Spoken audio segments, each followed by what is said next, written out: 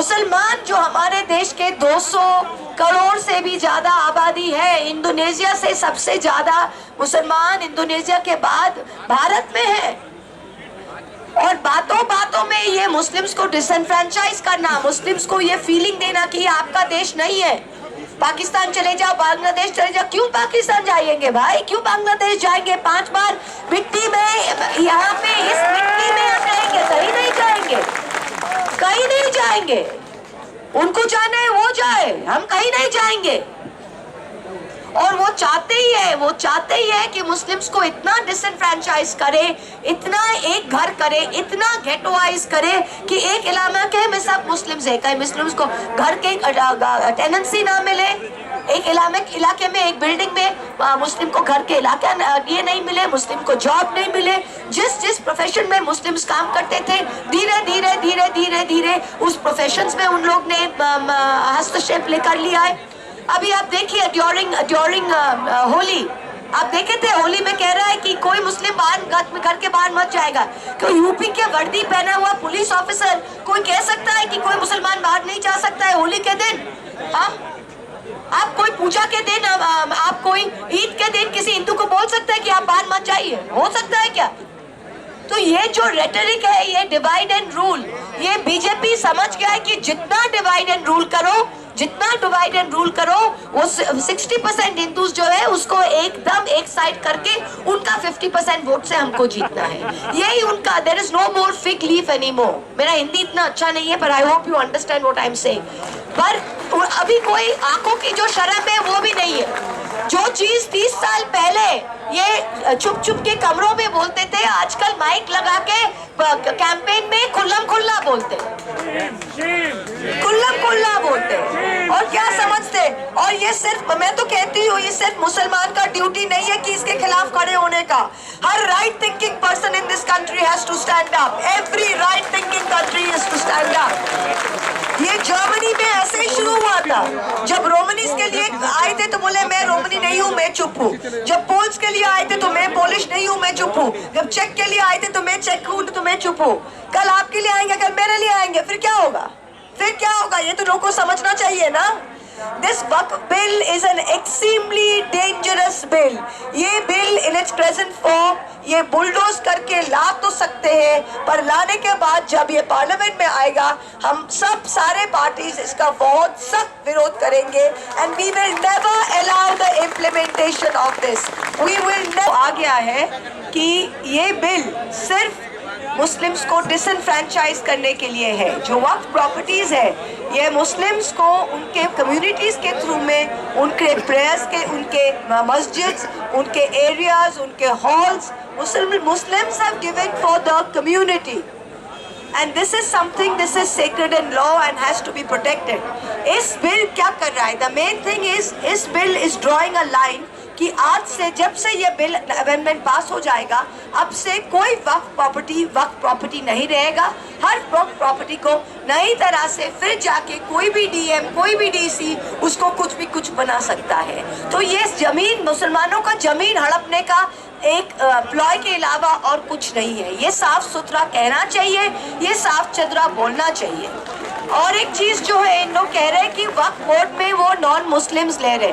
हम आपको पूछते हैं, हम सेक्युलर कंट्री के हैं, सेक्युलरिज्म में विश्वास करते हैं, पर इस देश में आप जाइए ना, राम जन्मभूमि बोर्ड में बोलिएगा 2 मुसलमान डालेंगे? डाल सकते हैं? आज हमारा जो हिंदू का, बंगाल में जो हमारा कालीघाट का हिंदू का बोर्ड है, हम डालेंगे मुसलमान उसमें? नहीं डालेंगे। शिरोमणि गुरुद्वारा प्रबंधक कमेटी, SPGC, वहां पे आप बोलिएगा मुसलमान डाल ले, मुसलमान डाल सकते हैं आप? मानेगा? तो फिर इसमें, इस वक्फ बोर्ड में क्यों नॉन मुस्लिम्स जाएगा? I don't understand this. Her point में मुसलमान जो हमारे देश के 200 करोड़ से भी ज्यादा आबादी है, इंडोनेशिया से सबसे ज्यादा मुसलमान इंडोनेशिया के बाद भारत में है।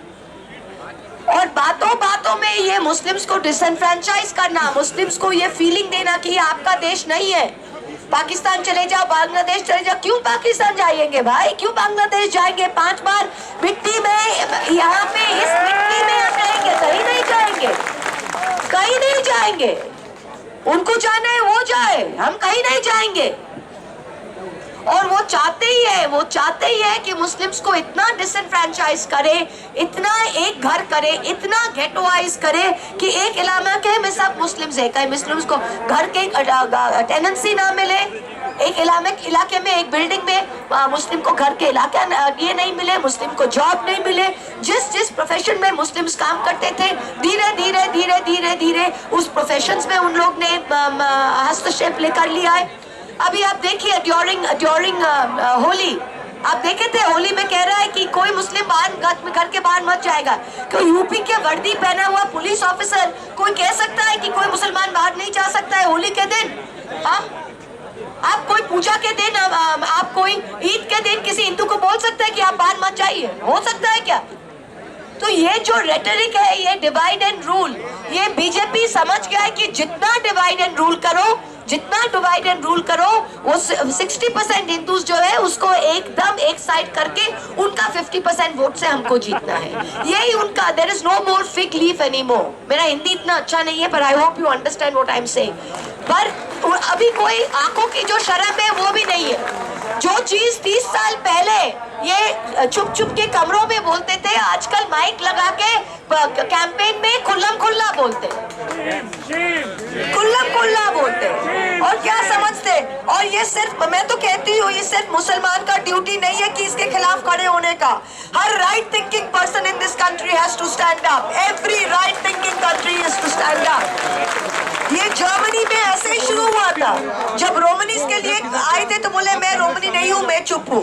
जब पोल्स के लिए आए थे तो मैं पोलिश नहीं हूँ, मैं चुप हूँ। जब चेक के लिए आए थे तो मैं चेक हूँ, तो मैं चुप हूँ। कल आपके लिए आएंगे, कल मेरे लिए आएंगे, फिर क्या होगा? ये तो लोगों को समझना चाहिए ना। This Waqf bill is an extremely dangerous bill. ये bill in its present form ये बुलडोज करके ला तो सकते हैं, पर लाने के बाद जब ये पार्लियामेंट में आएगा, हम सब सारे पार्टीज इसका बहुत सख्त विरोध करेंगे। And we will never allow the implementation of this. We will never allow the disenfranchisement of this. हम लोग क्या देखते नहीं है? हर इलेक्शन में, बाई इलेक्शन में रामपुर कैसे जीत गए भाई? कैसे जीत गए रामपुर? मुसलमानों के घर से बाहर नहीं आने दिया वोट में। सांबल में क्या करते हैं? जो ये करो वो करो, वोट नहीं करने देते। हमारे जैसे अभी डबल एपिक कार्ड मिल रहा है। कहाँ पे मिल रहा है डबल एपिक कार्ड? मुर्शिदाबाद में, दिनाजपुर में। नाम किसका मिल रहा है? मोहम्मद खान। नाम किसका मिलता है? मुर्तजा आलम। तो मतलब क्या, इनको ही डिसएनफ्रेंचाइज करना है? ये सारे बूथ्स को वो नोट करके डिसएनफ्रेंचाइज कर रहा है। This is a very very big Machiavellian programme. और ये हर लेवल पे, ये सिर्फ एक ममता दीदी या एक अखिलेश के का संभव नहीं होगा। ये हम सब जब जमीन पे जाके we fight it at every level, that is the when we will understand this. Peaceful means, secular means, we are proud to be host to the, India is proud to be host to the second largest Muslim population in the world after Indonesia. It is our sacred duty and our duty of our constitution to protect the rights and privileges. हम हैं आपके साथ, we are all there with you. ये जो bill है, ये जब भी आएगा ये हम, we will try our utmost not to let this pass. Thank you very much. ज़्यादा बोल दिया मैंने. Thank you.